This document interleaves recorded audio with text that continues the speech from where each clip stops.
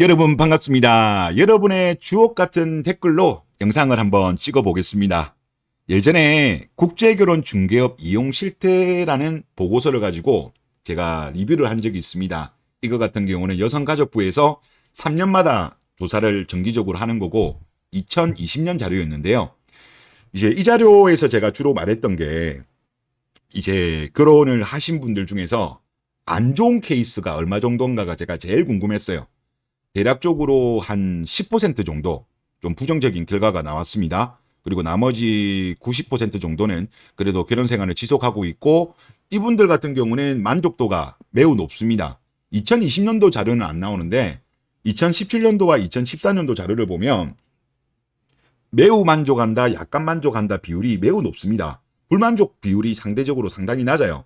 그래서 그런 부분에 있어서는 긍정적이긴 한데 그런데 대략 10% 정도는 즉 중개업체를 통해 가지고 결혼했을 때 10% 정도는 좀 리스크가 있는 것 같습니다. 뭐 좀 사기성도 있는 비율도 조금 있는 것 같고 그러다 보니까 이런 좀 리스크만 좀 조심하면 그래도 괜찮지 않냐라는 게 제 개인적인 그때 결론이었고 그런데 그때 영상에서 많은 분들이 제일 주목을 받았던 거는 이 내용이 아니라 오히려 국내 업체와 국제 결혼 업체의 성혼율이 제일 주목을 받았어요. 이제 왼쪽이 국제 결혼을 통해 가지고 한 성혼율, 오른쪽이 국내인데요. 2019년도 자료를 보면 전체 업체의 평균 계약 건수가 4.6이에요. 근데 성혼 건수는 4.1로 나옵니다. 그래서 89.13, 거의 90%는 다 성사가 되는 거죠. 꼬린 계약을 하고 난 이후에. 반면 국내 중개업체 같은 경우는 이제 건수는 훨씬 많습니다. 이제 업체당 62.9건입니다. 이게 700건 이상의 업체의 평균이거든요. 721개인가 그 정도 됐어요. 그래서 이게 적지 않은 건수인데 막상 거기에서 성혼되는 것 같은 경우는 평균 7.6건, 이제 12.08%, 대략 10% 정도밖에 되지 않는 성혼율을 보였다. 이게 가장 많은 분들의 주목을 끌었던 내용이었습니다. 그래서 여러분들이 한번 댓글을 읽어보도록 하겠습니다. 영상에서 보니 대충 국제결혼 결정사 성혼율이 90%, 그리고 국내 결혼 결정사 성혼율이 10%네요. 그런데 제가 결정사 업체 직원한테 전해 들은 바로는 결정사에서 매칭할 때 상대방이 싫다고 거절하는 빈도가 여자 쪽이 압도적이라고 합니다. 그러니까 남자는 그렇게 크게 안 따지고 여자가 많이 따진다는 이야기네요.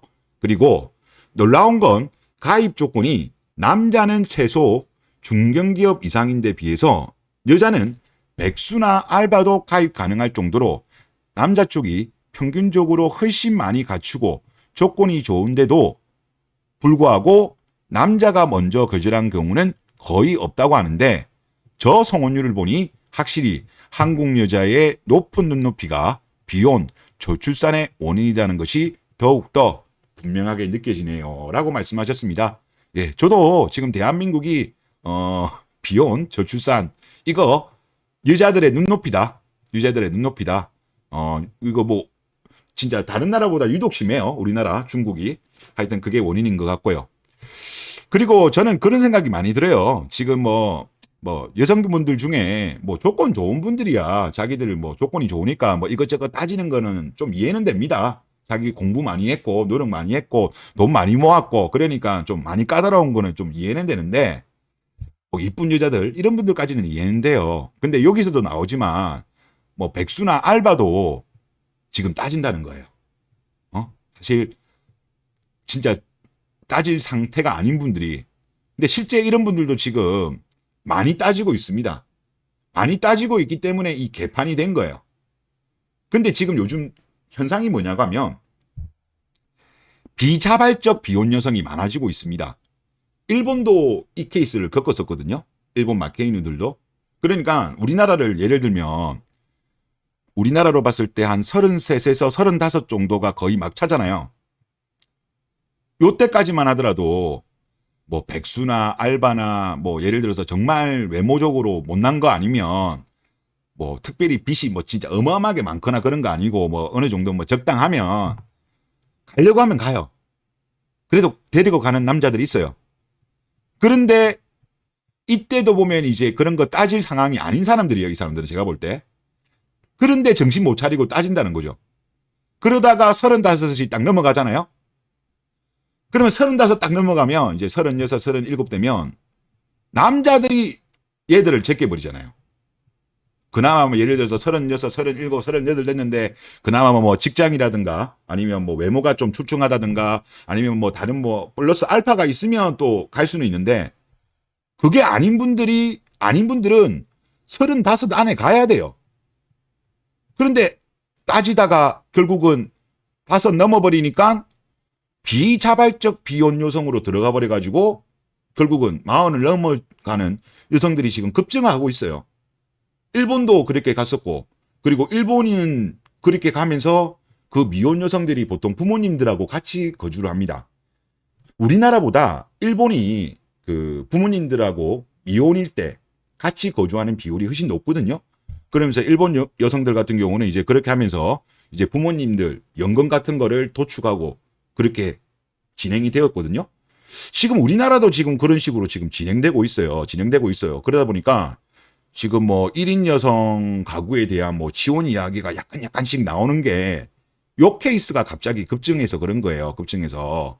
그래서 정말 특별한 거 없는 여성분들 같은 경우는 35, 33, 4세에는 시장가로 던져야 돼요. 그러니까 우리가 아파트라든가 주식 같은 경우도 그런 거 있잖아요. 아파트나 주식 같은 경우도 처음에는 좀 비싸게 팔기 위해서 가격을 높게 걸어두지만 사는 사람이 없으면 마지막에 가서는 급하게 시장가로 던지거든요. 매수호가에다가. 근데 결혼 시장은 보면 그게 아니에요.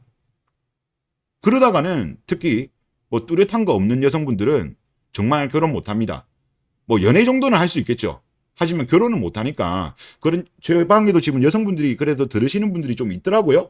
그래서 이런 거는 좀 감안을 하셔야 될 것 같다. 그런 말씀을 좀 드리고 싶어요. 그리고 국제결혼이 남녀 간의 하이퍼가미를 충족시키기 때문에 서로의 만족감이 높은 것 같습니다. 일부 사례를 가지고 국제결혼을 폄하하는 사람들이 있는데 통계 자료에 나와 있잖아요. 그렇죠? 물론 여성보다 본인 감성이 우선이다. 보고 싶은 것만 보는 거죠. 그런 통계마저도 무시하겠지만 크크크 이렇게 했어요. 원래 사람이 그렇잖아요. 보고 싶은 것만 보고 싶고 듣기 싫은 건 듣기 싫어요. 뭐 유튜브도 사실 그래요. 유튜브도 보면 유튜브 알고리즘은 보고 싶은 것만 계속 보고 싶게 만드는 그런 것도 있죠. 그런 것처럼 특히 여성들, 남자들은 좀 그게 덜해요. 남자들은 이성이 지배하는 동물이고 여성은 감정이 지배하는 동물이거든요. 상대적으로 감성, 감정, 뭐 공감 이런 게 중시하는 동물이잖아요. 그러다 보니까 이제 또 그런 게 있는 것 같고 그리고 뭐 국제결혼이든 결정사든 저는 이게 오히려 보면은 역사와 전통으로 보면 오히려 중개결혼이 이게 오래되었습니다. 인류 역사로 보면 거의 중개결혼이었어요. 그리고 지금처럼 연애결혼이 어느 정도 활성화된 게 이게 반세기도 안 될 겁니다. 우리나라로 보더라도 뭐 한 1970년대까지만 하더라도 중매결혼이 더 많았을걸요? 아마 80년대 들어서야 연애결혼이 이제 많이 늘어났지. 이제 제가 이제 70년대생이니까 제 때 이제 부모님들 뭐 친구들 이런 부모님들 결혼한 거 어떤 케이스냐 물어보면 중매결혼이 매우 높습니다. 아마 더 많은 것 같아요. 제가 느끼기에는.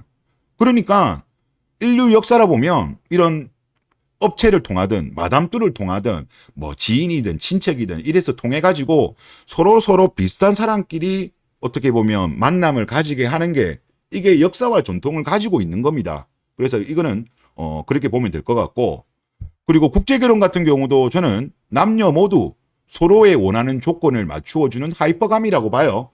이제 뭐 해외 여성들 같은 경우는 이제 중매업체 통해서 이제 그런 결혼하는 게 뭐 경제적 조건이 제일 크다고 저도 봅니다. 서포트. 뭐 이제 남자들 같은 경우는 우리나라가 좀 더 잘 사니까 거기를 맞추어 주는 거고 그리고 남자들 같은 경우는 여성을 결혼함에 있어 가지고 당연히 출산하려고 하면 아무래도 나이가 좀 젊어야 될 것이고 그리고 또 어떻게 보면 가정을 꾸려 가지고 안정감을 가지기 위해서 남자들이 결혼을 많이 하는 거거든요. 반면 이제 우리나라 여성들 같은 경우는 워낙 기가 세니까 오히려 그에 비하면 해외 여성들이 기가 약해요. 그렇기 때문에 이거는 남녀 모두 서로 조건을 충족하는 그런 결혼이라고 봅니다. 국제결혼 같은 경우도. 그래서 이거를 일부 사례만 가지고 국제결혼을 폄하하는 사람들은 악의적으로 그렇게 하는 거죠. 악의적으로. 이불로 특히 제가 보니까 요즘 그 여성 단체들 있잖아요. 이제 여초들이 지금 이불로 최근에 그 남성들 사이에서 국제결혼 이야기가 계속적으로 많이 언급되다 보니까 이거를 좀 고춧가루 뿌리는 겐세이 낳는 그런 분위기가 많이 느껴집니다. 그래서 이런 거는 신경 쓰지 마세요. 개가 짖어도 귀찮은 갑니다. 그냥 이런 거는 신경 쓸 필요가 없다. 물론 이제 리스크가 아예 없는 건 아니에요. 통계 자료에도 보면 10% 정도는 하여튼 안 좋은 케이스예요. 근데 이혼을 한 겁니다. 3년 이내에 이혼을 한 건데 물론 정상적으로 이혼한 것도 있을 겁니다. 정상적으로 뭐 우리가 뭐 국내 연애 결혼을 하더라도 달라지는 경우도 있지만 제가 느끼기에는 한 뭐 100건 중에 한 5건 정도? 5건 정도는 조금 사기성이 느끼지는 뭐 갑자기 가출한다든가 여기도 나오죠. 뭐 가출, 별거 그리고 아예 국내에 들어오지 않는다든가 뭐 등등등 봤을 때 뭐 이거는 그냥 제 그냥 감입니다만은 여기 정상적으로 그냥 이혼한 케이스는 5.4로 나오잖아요. 한 5에서 10 정도는 안 좋은 케이스가 있는 건 분명한 것 같아요. 그래서 이번에 그 TV조선에서 나왔던 그 탐사보도 세븐의 내용을 봐도 그때 피해를 보신 분 같은 경우는 국내 중개업체를 이용한 게 아니라 국제 중개업체를 이용해서 했습니다. 베트남 현지. 그래서 조금 뭐랄까 뭐 이게 답인지는 모르겠습니다만은 제 개인적인 의견은 그래요. 이제 해외 업체들 같은 경우는 아무래도 문제가 발생하더라도 우리가 법적 보호를 전혀 받을 수가 없어요. 그냥 알바노 시전해버리면 되는 거니까. 반면에 이제 국내 업체들 같은 경우는 국내법에 적용을 받고 있기 때문에 아무래도 뭐 100%야 다 하긴 못하겠죠. 여자가 작정하고 속이면 속이는 거니까 100%는 없지만은 그래도 약간의 리스크는 줄일 수 있다. 그러니까 뭐 나름대로 업체 내에서도 검증을 하는 작업을 하는 업체들이 있는 걸로 알고 있습니다. 그래서 그런 리스크는 조금 낮출 수 있는 방법이 국내 업체를 통하는 게 낫지 않냐. 제 개인적인 생각이 그래요. 물론 비용은 좀 더 비싼 것 같습니다. 하여튼 뭐 그런 내용이고요. 그리고 다음 댓글을 읽어보면 진짜 빡대가리들 결정사에 쓸 돈으로 남자한테 먼저 밥 사주고 술 사주고 선물을 사줘봐라. 성격 파탄자 아닌 이상 어지간한 남자들은 고마워하고 결혼을 생각한다. 정말 팩폭입니다. 진짜 여자들이 이게 일종의 기싸움 같은 느낌도 제가 참 많이 들거든요.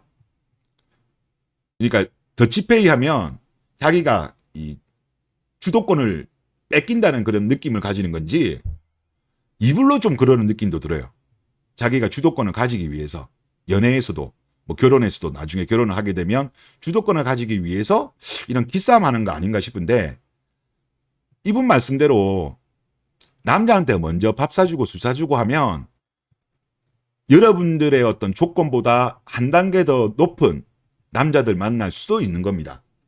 괜한 기싸움 하지 마세요. 요즘 남자들 딱 보면 다 압니다. 그 정도는 요즘 남자들 알기 때문에 괜한 기싸움 하지 말고 정말 마음에 드는 남성이 있으면 밥도 먼저 좀 사고 술도 사고 선물도 사주고 해보세요. 그러면 남자도 조금 이제 이 여자 왠지 좀 아리까리해. 사귈까 말까 결혼할까 말까 하다가도 이렇게 하면 남자들이 홀라당 넘어간다니까요. 괜찮은 남자들이. 그래서 뭐 제 거 영상이 여성분들은 거의 안 보시긴 하지만 조금은 봐요. 제도 왜 보는지 모르겠는데 하여튼 이런 분들도 계시니까 그분들은 이런 거 정말 한번 활용해 보세요. 아마 괜찮을 겁니다. 괜히 결정사에 돈 날려봐야 성혼율도 뭐 12%밖에 안 나오는데 그 돈으로 이렇게 하는 게 낫지 않겠냐는 생각도 많이 듭니다. 예, 그리고 다음 댓글을 보면 그냥 결국은 한국은 무너지는 중이구나. 그리고 다른 분의 제 댓글을 보면 망할 나라는 빨리 망해야 함 이렇게 하셨어요. 저도 이제 뭐 이거 한지 뭐 이제 한 45일 정도 됐나? 한 50일 다 돼가는 것 같은데 요즘은 좀 그런 느낌이에요. 그래도 좀 나아지기를 기대하는 감이 조금 있습니다. 좋아지기를. 그래도 제가 대한민국에 아직은 살고 있고 현재로서는 대한민국에 계속 살려고 계획을 하고 있기 때문에 좋아졌으면 하는데, 근데 기대감이 많이 없어졌어요. 많이 없어졌고, 지금은 정말 5%도 안 남은 것 같아요. 5%도. 지금 뭐 대한민국의 정치권, 지식인들, 언론들 하는 걸 보면, 야, 이거 뭐 내가 보니까 이제 그냥 무너지는 것 같다. 이제 늦기도 늦었고, 지금 와서 난리 쳐도 될까 말까인데, 아직도 보면은 그냥 뭐 별 신경도 안 쓰는 것 같고, 그런 거 보면, 이제 그냥 포기해야 되는 거 아닌가? 그냥 포기해야 되는 거 아닌가라는 생각이 요즘 많이 바뀌고 있어요. 시간이 지나면 지날수록. 그래서 요즘은 그냥 저도 그냥 알바노 모드로 갈까 싶어요. 알바노라면서. 그래도 저도 제 나름대로는 아이고 정치권 이런 것 좀 신경 써달라. 물론 제 거 영상은 안 보겠지만은 그래도 미력하게나마 이런 의견들이 혹시나 또 전달이 될 수도 있잖아요. 통해서라도 뭐 검색을 통해서 볼 수 있는 거고 아 이렇게 생각하는 애도 있구나 하면서 또 어느 정도 여론이 형성될까 싶어서 그런 이야기도 하긴 하는데 아, 요즘 마음 같아는 진짜 알바나 하고 싶어요. 나라가 망하든 말든 그냥 나 혼자 잘 먹고 잘 살자. 요즘 요 마음이 좀 많이 들기 시작합니다. 좀 약간 요즘 분위기가 그래요. 좀 그냥 무너지는 거는 거의 확실할 것 같고 망하는 속도도 아마 지금 우리나라가 일본보다 더 지금 속도가 빠르거든요. 그러니까 일본보다 지금 어떻게 보면 일본은 그래도 기초 체력이 있는 나라예요. 우리나라는 기초 체력이 없는 나라이기 때문에 일본이 뭐 잃어버린 30년? 일본은 잃어버린 30년이지만 만약에 대한민국이 지금 저는 이게 이제 들어간 지 얼마 안 됐다고 보는데 망한 30년이라고 아마 불리우지 않을까요? 일본은 잃어버린 거고 우리는 폭망한 30년 아마 그런 식으로 갈 것 같아요. 그래서 저도 요즘은 진짜 외국으로 나가야 되나 이런 생각 진짜 많이 해요. 근데 뭐 갑자기 저도 뭐 언어도 안 되고 뭐 기반을 다진 게 없으니까 사실 저도 요즘 좀 고민도 많이 되고 또 국내에 만약에 계속 제가 체류하게 된다면 어떤 식으로 이 또 위기를 견뎌내야 될지 참 고민이 많은 중이긴 합니다. 하여튼 뭐 그렇습니다. 그리고 다음 댓글을 보면 대한민국 노처녀들 결혼금지령을 내려야 합니다. 정말 출산에 있어서 문제도 많고 성격도 그렇고 또 그 나이에 따지는 것도 많고 요구하는 것도 많은데 가성비는 최악이지요. 정말 결혼 상대로서는 최악입니다. 라고 하셨습니다. 얼마나 답답하셨으면 결혼 금지령까지 말씀하셨겠어요. 뭐 그것까지야 뭐 그냥 하시는 말씀이시겠지만 진짜 좀 심하긴 해요. 가성비로 보면 정말 최악이죠. 나이도 워낙 많은 상태에서 결혼을 하고 그리고 그러다 보니까 당연히 출산도 쉽지 않죠. 출산이 일단 나이가 드니까 출산도 쉽지 않고 출산을 하도 뭐 2명 가지고 싶었는데도 2명을 못 가질 가능성이 높은 거고 그리고 또 아이를 갖기 위해서 자연 임신이 잘 안 되다 보니까 뭐 시험관 아이라든가 이런 걸 또 하다 보면 비용적인 측면에서도 상당히 힘들고 그리고 이제 나이가 많은 상태에서 이제 아이를 낳은 거니까 아이를 낳고 육아를 하면서도 이제 이성들도 많이 힘들어요. 뭐 남성분들도 뭐 아시잖아요. 이게 20대, 30대, 40대, 뭐 40대라 하더라도 40대 초반, 40대 중반, 50대 이게 체력이 나이가 조금만 많아져도 체력은 기하급수적으로 떨어져요. 그러니까 예를 들어서 30대 후반에 임신해가지고 뭐 출산을 하고 뭐 40 넘어서 이제 육아를 하고 직장 다니고 하면 당연히 힘들죠. 저도 이제 뭐 40대 이제 후반 거의 다 됐는데 아니 저는 또 이제 뭐 그렇지 않습니까? 저도 40 넘어서부터 한 살 한 살 먹을 때마다 체력이 엄청나게 떨어지고 있다는 걸 느끼거든요. 그리고 또 그런 말도 있잖아요. 40살 이상 넘으면 언제 그때는 이제 나이가 없다. 언제 죽을지 모른다는 거죠. 40살이 넘으면 몸에 고장이 계속 납니다. 계속 고장이 나요. 그래서 이제 그 나이에 보통 우리나라 여성들이 그때 와서 이제 출산을 하니까 육아가 힘든 거예요. 그나마 20대 때 하다못해 30 전후에만 출산을 하더라도 한 예를 들어서 한 10년 정도 육아를 하면 체력이 돼요. 보통 이제 우리 사람들 같은 경우는 40 정도까지는 체력이 좋아요. 뭐 저도 그랬었고 주변에 뭐 다 여쭤봐도 40대까지만 하더라도 그래도 뭐 좀 그 전날 막 좀 빡세게 일해도 그래도 다음날 잘 일어나고 뭐 그 전에 뭐 가음을 했더라도 체력이 빨리빨리 회복이 되는데 40 넘으면 그게 잘 안 된다고 합니다. 그거는 남자 여자 다 똑같아요. 확실히 40 넘어가면 체력이 딸립니다. 그러니까 어떻게 보면 행복한 가정생활 그리고 출산, 육아를 위해서라면 늦게 결혼하는 거는 진짜 이거는 지양해야 됩니다. 가급적 이거는 국가나 사회나 본인들한테도 가급적이면 이런 건 안 하는 게 좋아요. 힘들어요. 확실히 나이가 40 넘어서 체력이 딸려서 힘들어요. 그냥. 근데 거기다가 직장 다니고 육아한다? 정말 힘든 거죠. 맞아요. 그러니까 제발 여성분들 빨리빨리 결혼하시는 것이 좋지 않겠냐. 그렇게 말씀을 드리겠습니다. 육아도 그렇고요. 예, 이번 영상 여기서 마치겠습니다.